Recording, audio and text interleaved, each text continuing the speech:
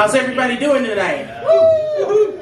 All right, everybody hear me okay? Yes. Okay, because I mean, I've got a big mouth. My mouth gets bigger. I could, you know. Well, I'm Danielle, Nicole, Nikki, Dixon. That's what you'll find me on social media platforms, on Instagram, on Facebook.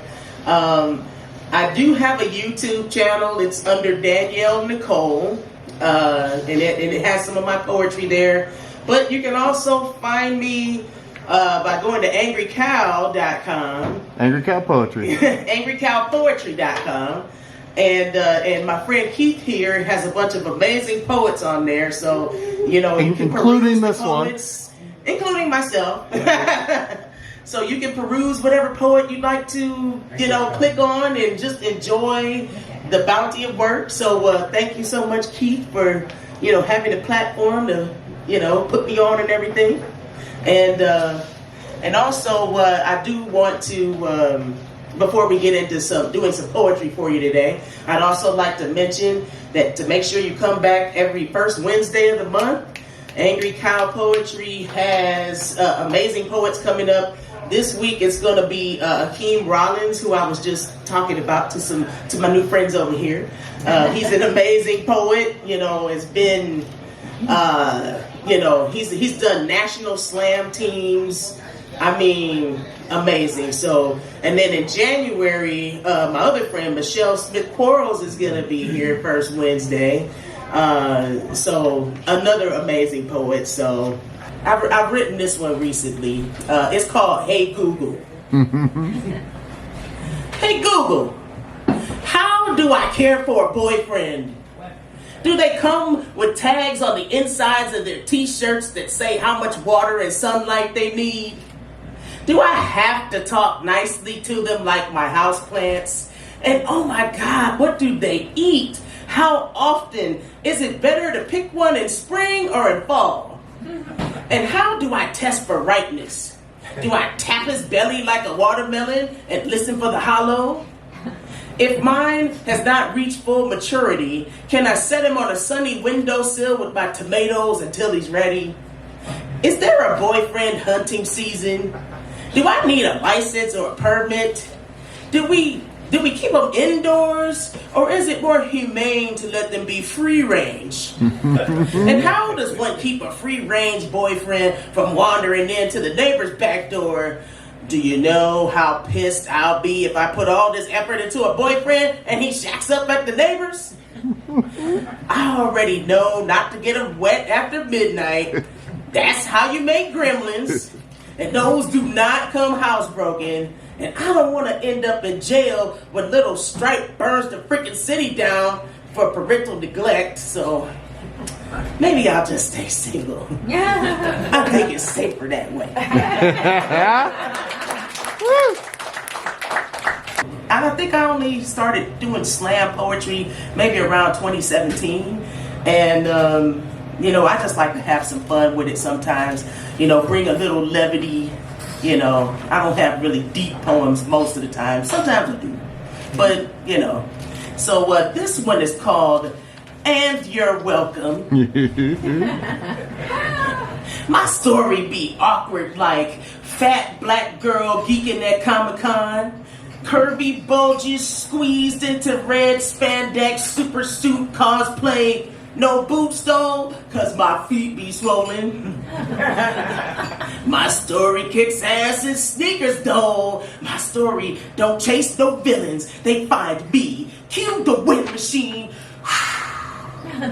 My story meets judgmental gazes like knock if you buck, eyeballs blazing. Dare them to say something they never do. My story be looking crazy like busty muffin top side boob rocking the belly.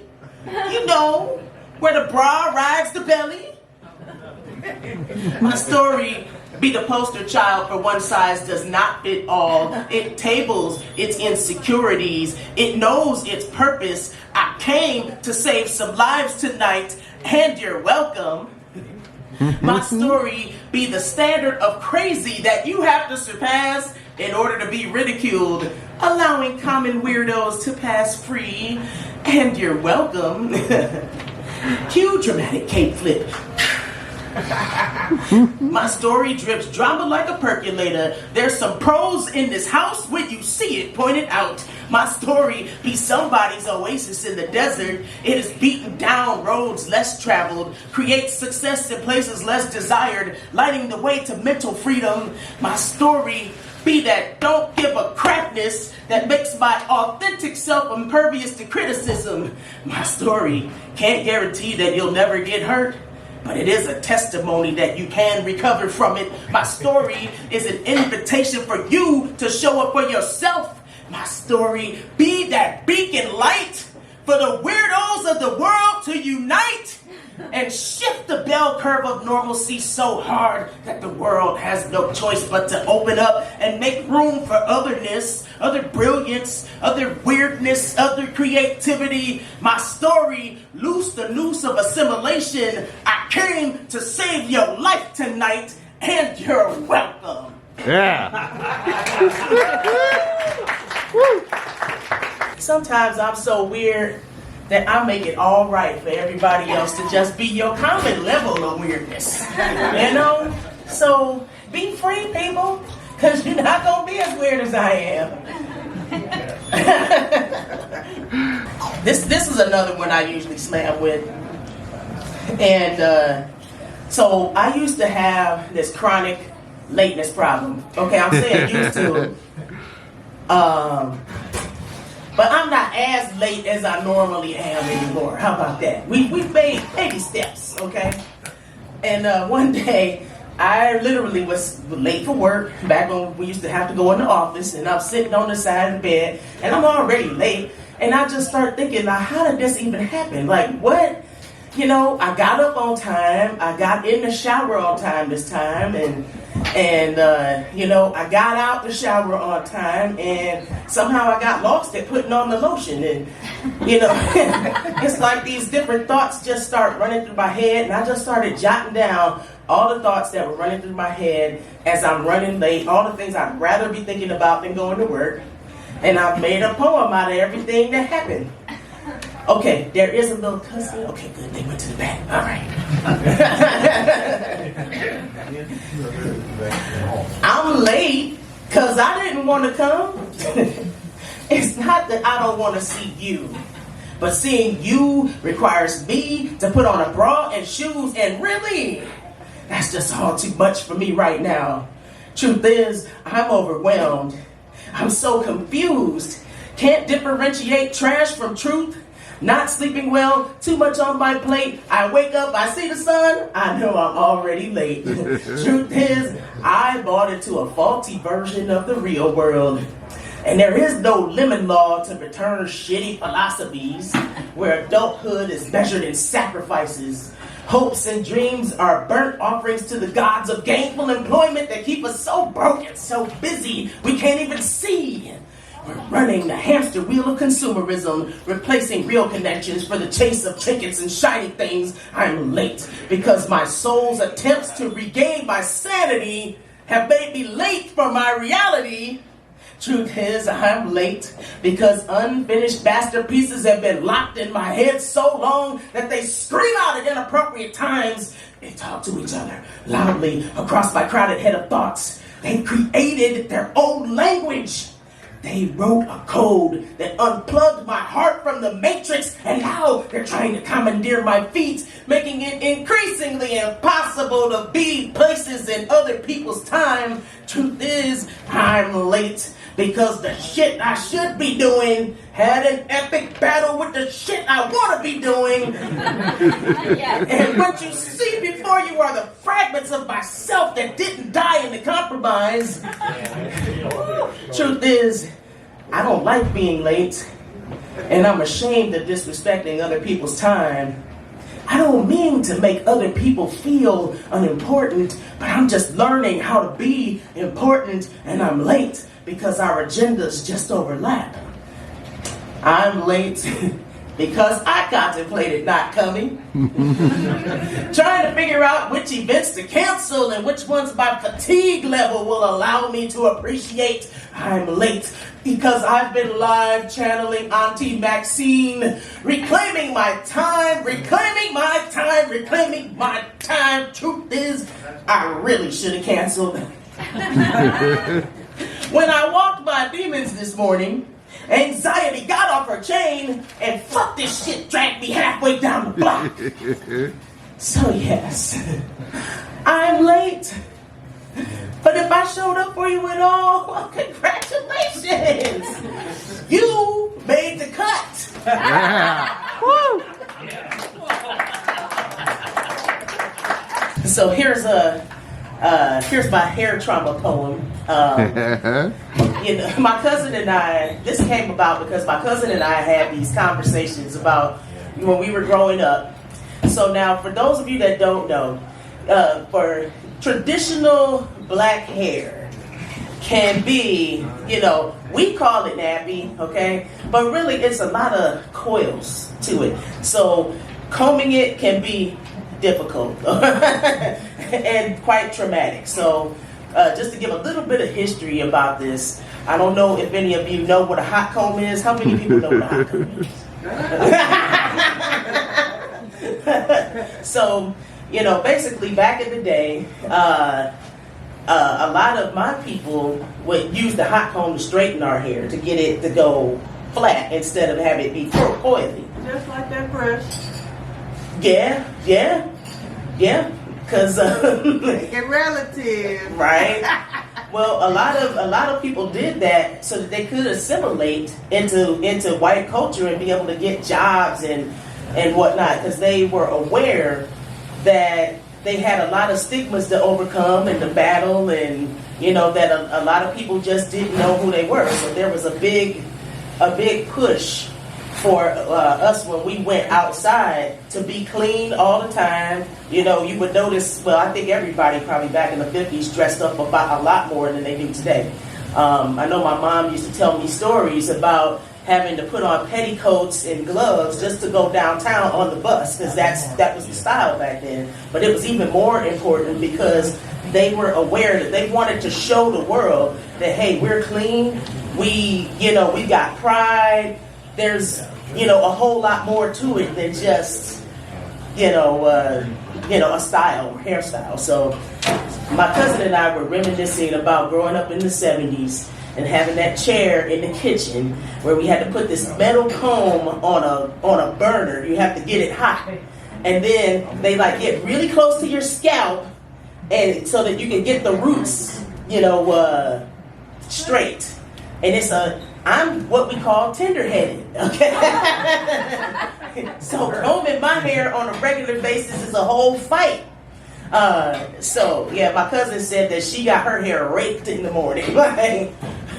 So I wrote a poem about the trauma of getting our hair done.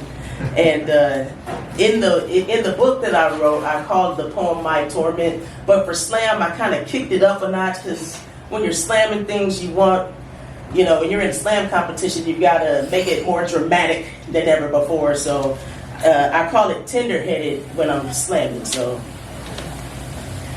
funny how the same kitchen that could comfort me with tomato soup and a grilled cheese sandwich transforms into a torture chamber.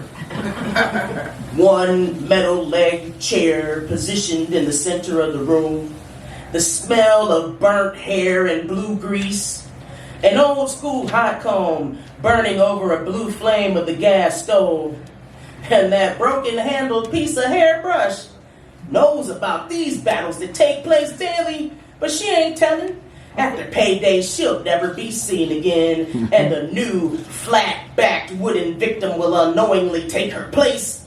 Sometimes a brush, sometimes a paddle in this multi-purpose room of horrors.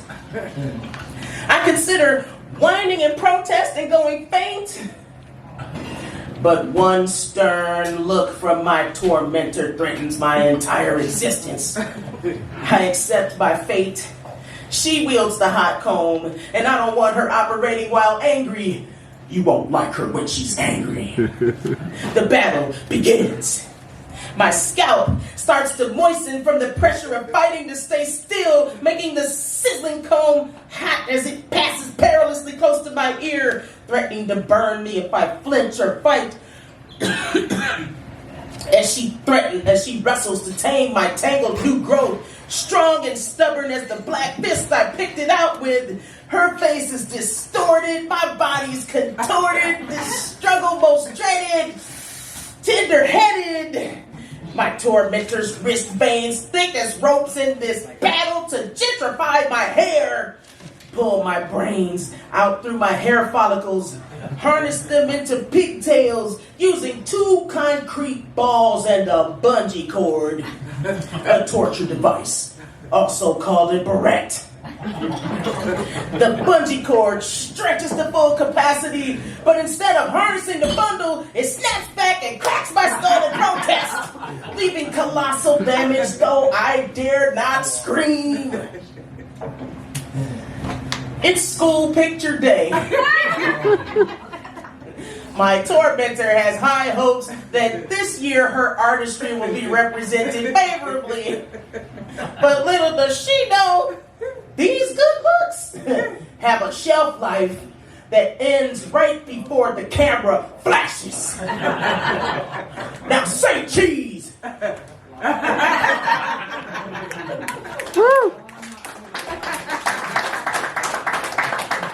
My mom, at one point, she said, I'm not even buying any more ugly pictures. Because, how is it that when you left the house this morning, you were put together?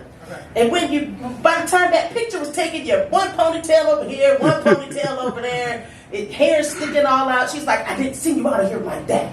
And I'm like, well, they would wait till almost the end of the day or after we took gym to take the pictures.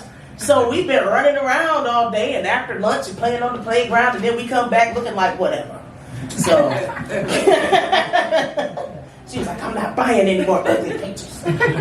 So while I'm talking about hair, we may as well roll into this next poem. So, considering, presentation and hair and all of these things, one of the ways to kind of get around it is to just put on a wig. So my mom and my grandmother, they used to wear wigs all the time. Now, I don't know if you know anybody that wears wigs, but sometimes they get those little white styrofoam heads. And as a kid, I was terrified of these things. And she had a bunch of them in the closet, just everywhere. And then sometimes she would wash the wigs and she would restyle them, wash them, style them, dry them up, put the curlers in them, whatever she's going to do. So I don't know when this is happening. I just come home and there's a white styrofoam faceless person on the table. And I'm like, oh my God. And it's wearing hair, So I wrote a poem about that trauma. It's called The Heads of Conquest. Heads of conquests on the floor in the closet. Never tell the story of my mother, the assassin. She wears the scalps of the slain for decoration, or maybe to send a message to the others. Best not fuck with the queen. The styrofoam people, extinct, reduced to floating white heads, faceless, appear mysteriously on the dining room table, hauntingly, taunting me, scare me shitless when I turn on the light.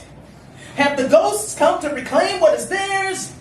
Oh, the styrofoam heads tell no tales. She washes their tresses in the sink, hangs them on a clothesline, reunites the scalps to their owners, adorns them with pink rollers. Others marvel at my mother's sorcery, how she goes from short hair to long overnight. Ask her if that's her real hair, and she replies, it is now.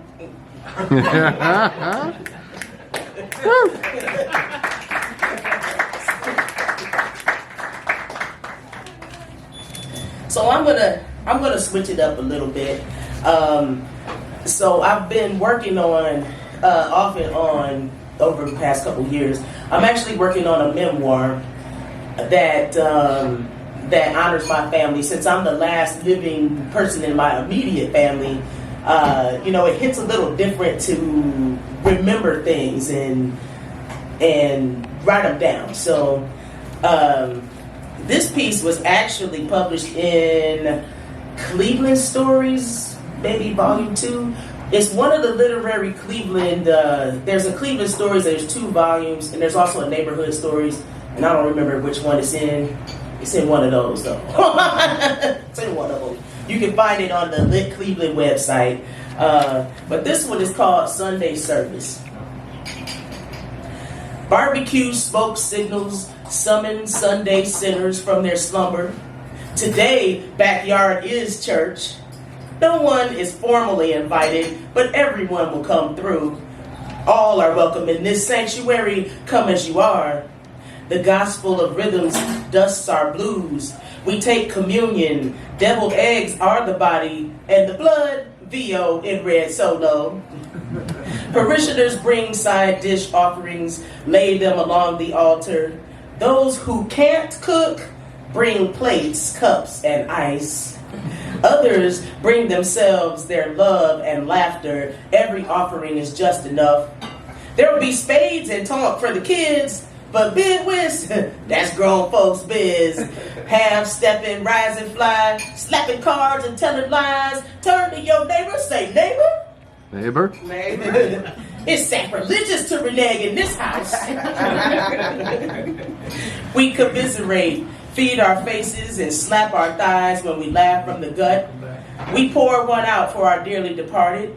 Our time here is short, so we hug necks and kiss cheeks in this fellowship.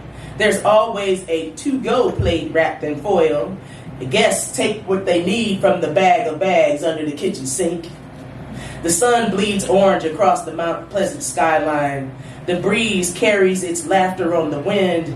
We know these are the best days of our lives. This is the day the Lord hath made. Let the church say amen. Amen. And so that one, so my family, I come from a family of sinners, and we had a good time. But we welcome everybody. My grandparents, at their house, almost every weekend in the summer, it used to be either a backyard party or we go down to the park, or sometimes we, when we're feeling fancy, we would ride out to Menor Headlands Beach and just take over one of those strips and just bring everybody, invite everybody. Everybody would bring whatever they had in the refrigerator. They like, oh, we got hot dogs. Oh, we got buns. Okay, come on, let's go. It's a party, And, that's just how they did it, because they all came up, poor, pretty much. And when my grandparents had just gotten out of high school, they had my mom immediately. So they were like the first ones in their group to get established. So everybody would come over to their house, and as they all had families, everybody just kind of grew, and we had parties all the time where the adults would be on the main floor, the kids had to be in the basement or in the attic or in the back room somewhere, but we were always there together because nobody had money for babysitters in the 70s. They're like, bring those kids. Everybody, the kids are in the basement now. Don't come up. We're not coming to your rescue unless we hear ouch or help. And try not to get it that far. If y'all had a fight down in the basement, just work it out. We don't need to know about it. So, that's just a little bit of how I came up. Our families did things with us at the same time. So this is another one where it's called Diggin in the Crates. Mm-hmm. So this is a poem that I wrote because a friend of mine was doing a presentation on the history of jazz. And he's like, hey, can you write a poem about jazz? And I'm like, I really don't know. So I had to kind of dig deep to figure out what to write about jazz. And as I was thinking about it, I was thinking about that's what my parents and grandparents, that's all they ever listened to. And that there was a whole time in history where jazz was the soundtrack to almost every movie, like from the time movies came out when they were talking or whatever, because before that would be pretty much classical or whatnot, but Yeah, jazz was the soundtrack for almost everything that came out. And so what I did was I kind of mixed in an homage to my family, since when I think of jazz, I think of them. So sometimes I actually go and put on records that they had, because I still have their record collection. You know, if I'm feeling like I'm missing them or something, I go back to the crates. That's where we kept the records, was in the crates. And put on some records and just kind of almost relive the past a little bit. Digging in the crates, or was I time traveling, searching for that soft crackle, the much preferred sound of needle on vinyl? A jazz tune playing softly in the background was the soundtrack to our lives. Digging in the crates, or was I time traveling, searching for the descendants of the Harlem Renaissance, that first generation after we found our voice? Jazz was our griot that memorized our names and documented our lineage and its rhythms, telling our stories from Africa to America in drum beats and heartbeats, in spirituals and folk marches, documenting black spirit using only the black keys, from the blues to ragtime to hard times and good times, remembering the warmth of other suns, long bus rides and greasy brown paper bags. I was digging in the crates. Time traveling, searching for the place where pyramids, mud huts, and tenements exist concurrently within the same 5 lines. Every song is a conversation. Every instrument contributes to the story. Staves, notes, and clefs are hieroglyphs that document the greatness of our story. But you gotta connect in spirit to understand the conversation, baby.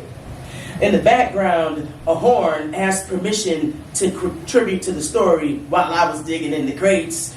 Time traveling to the place where the walking bass replaced the tuba on the bandstand, and tormented souls become genius in expression, when love was always complicated, but we didn't give up on each other. We were all we had, and we were enough. I was digging in the crates.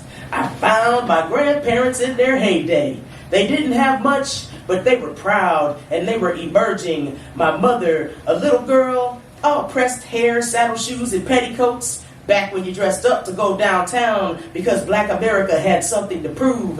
I found my grandfather's gait in the bass line of a jazz tune, smooth, steady, and keeping the family's time. I found my uncle on piano, playing a jaunty tune, witty and sarcastic, mocking our tragedy so that we never take ourselves too seriously.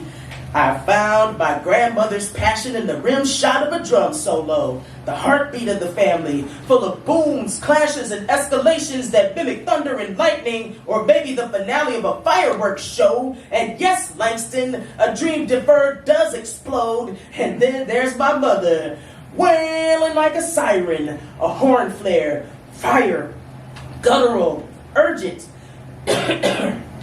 trapped between tradition and destiny, and all she could do was wail. I was digging in the crates, listening for that story Jazz the Griot told me about jam sessions in intimate smoky nightclubs. When musicians don't have to know each other to cipher, improvisation is encouraged, and it don't matter if you don't have a horn you need to make the sound you want. Just scat that part. And if you brought your axe and you know what you're doing, just jump on it and get some. I was digging in the crates, listening for our story sewn into the fabric of the music. When they talked about my grandmother's home cooking for members of Ellington's band while they crashed at our house during road trips because they couldn't stay at the hotel they just played at. Jazz the Griot, tell me that story again. When Paul Gonsalves fell into the Christmas tree after partying too hard with my granddad, because we don't have the pictures anymore. They were lost in the fire, so I was digging in the crates, searching for the time Jazz the Griot told of my future present existence, brooding in the minor keys. I was digging in the crates, searching for purpose, taking comfort in our stories, feeling a little less alone, digging in the crates, channeling advice from adults than myself. I was time traveling because that's the only place where they're all still alive, still well, and their world was still full of possibilities. I was digging in the crates because I missed them. Yeah.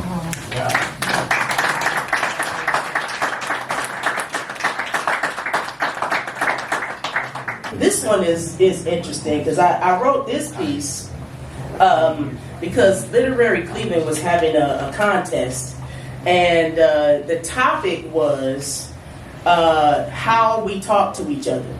So they left it kind of open, open to interpretation. And they had, people who either, you could write a short story, you could write a poem, whatever genre you're in, you could write something about it.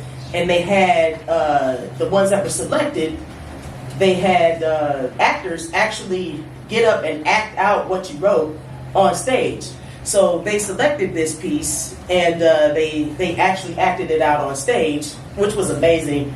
It's so different to see your words interpreted through somebody else. It kind of takes on a whole new life. So, but I'll try to do it justice. They did it better, believe it or not. But this one is couldn't hear past our pain. He tried to tell me his real feelings, but I couldn't hear past my own pain. His words muted by the sounds of my tennis shoes pounding the pavement, fending off school bullies by myself. Couldn't hear over the settling sounds and empty house bakes when my dad forgot to pick me up again. Went deaf because the red stamped past due notices screamed out on the dining room table. I suppose he wanted me to be nurturing, to take him in my arms and cradle him. But I couldn't reach past the fact that his phone never rings when the kid's school needs a parent. Couldn't get by the ignored list of things I asked him to help me with. Went blind with my own rage while juggling everything and having him be one more egg tossed into the act that I have to keep from hitting the ground. I tried to tell him I was overwhelmed. Callous skin leathered over and my words didn't come out soft. I have to keep postponing my breakdown because the world doesn't stop coming for us, and I need him to do something, anything. He couldn't hear me past his pain, past the skinned knees, busted lips, and the boys don't cries. Couldn't reach me through the expectation that boys don't back down from fights. He never got hugs for his cuts or kisses for his boo-boos. Told to suck it up so many times tears dry up before they reach his eyes. The one person he thought he could share his whole self with just called him soft, and the only tool he had left in his arsenal was rage.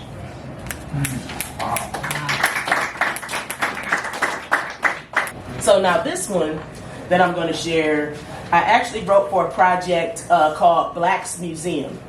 And it's actually put on by Michelle Smith Quarles, who is going to be a feature here on the first Wednesday in January with the Angry Cow Poetry. So, come back the first Wednesday. So first Wednesday is going to be this coming one for December. That's going to be Akeem Rollins, but in January it'll be Michelle Smith. She's also an amazing poet. But so my person that I was paying tribute to was Ntozake Shange. So if you don't know, she's the one that wrote for Colored Girls. She's written a bunch of other things. So this poem is kind of an amalgamation of different essays, poems, short stories that she's written, or at least I referenced those things in this poem. And I wrote it in the fashion of somebody that made off with all of my stuff for Colored Girls. So I literally took that same format, started with that same line, and just kind of made the poem my own though. So it's still called Somebody Made Off with All of My Stuff. I wanted to write myself anew, but came home to find my pens were gone, paper gone, laptop too, no tongue, not even a throat to cry out from. Somebody that made off with all of my stuff. Must have happened while I was at work, working for more stuff.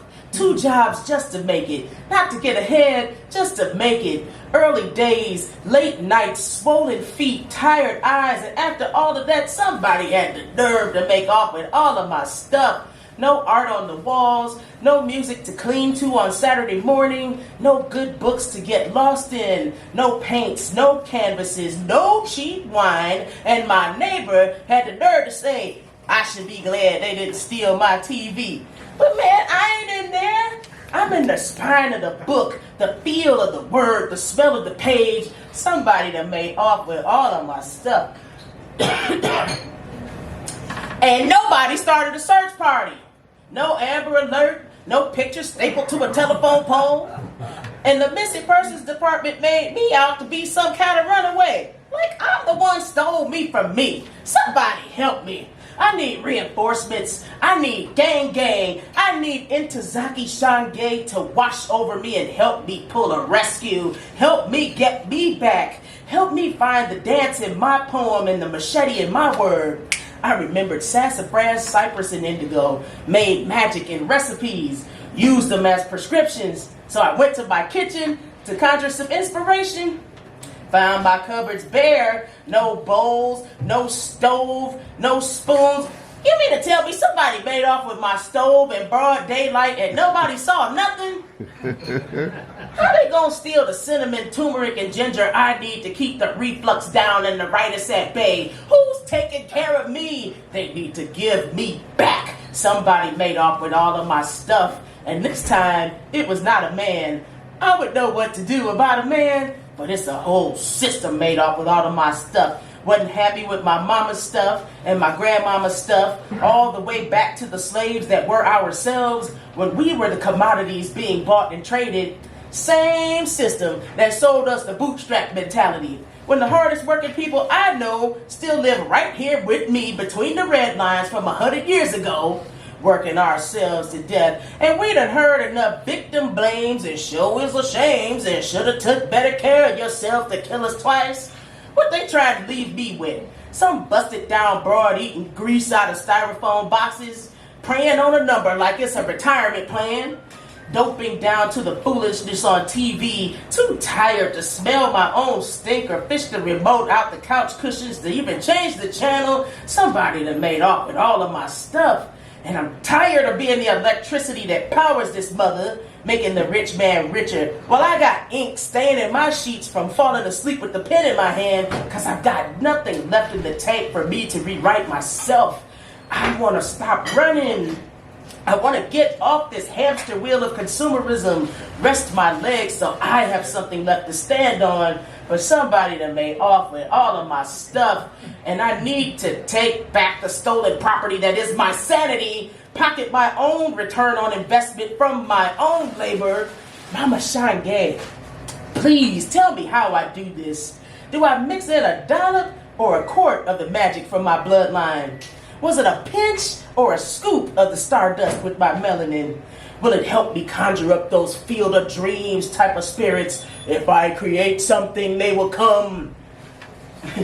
I need me back to mix the reds to the blues and sing the yellow in the poem, because there is nothing left if this doesn't work. I just want to keep some of me for myself, to fill up my photo albums, to have something left to eulogize when I'm gone. I want to share my stuff with whomever I please and live life open-hearted, delicate, flower and passion, instead of calloused in all the places I've been taken over and over again. Somebody made off with all of my stuff. But when I get me back, I'm installing a low jack. I'm never gonna lose me again. And yes, Mama Shange, I promise, I will find God in myself, and I will love her. I will love her fiercely. Yeah.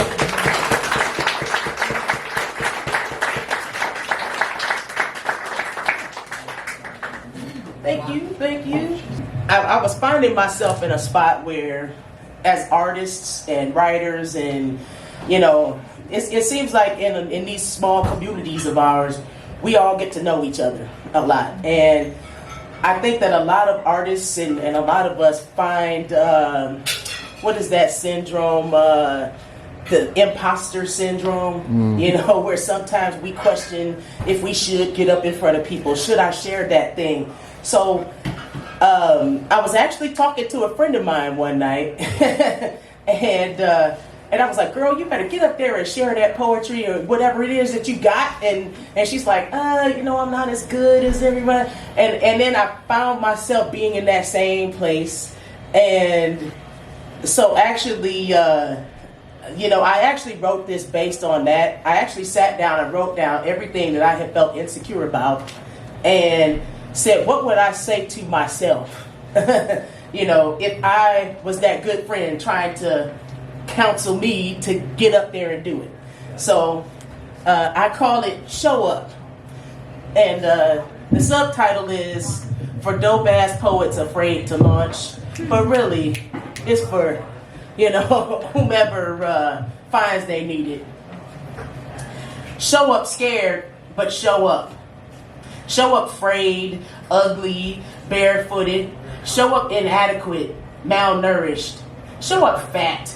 Let your big belly bump people as you try to squeeze by. Let your shame apologize for the space you take up. Show up wearing somebody else's face, someone else's clothes, reading someone else's script.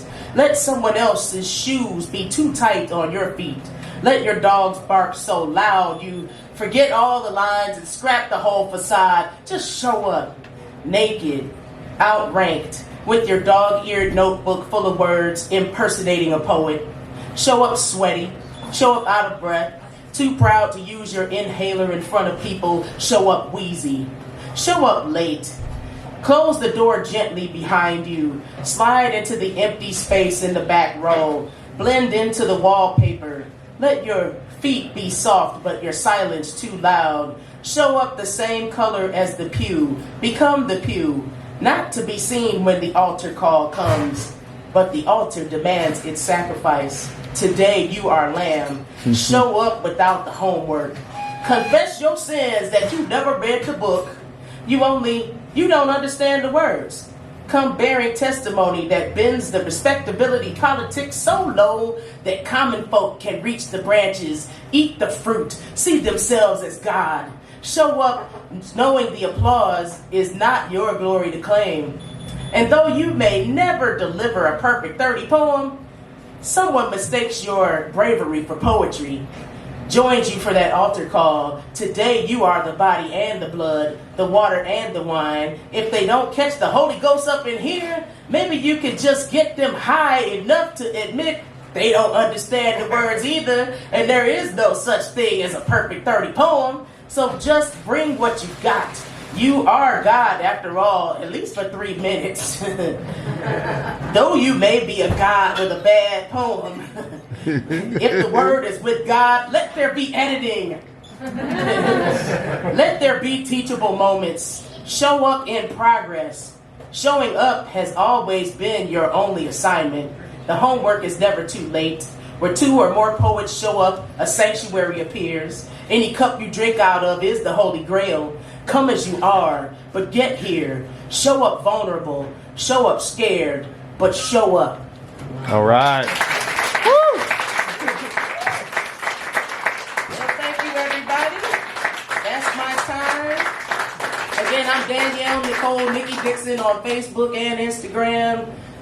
You can check out my YouTube channel under Danielle Nicole. You can also check out some of my work on the angrycowpoetry.com page. Right. Thank you. Enjoy the festival.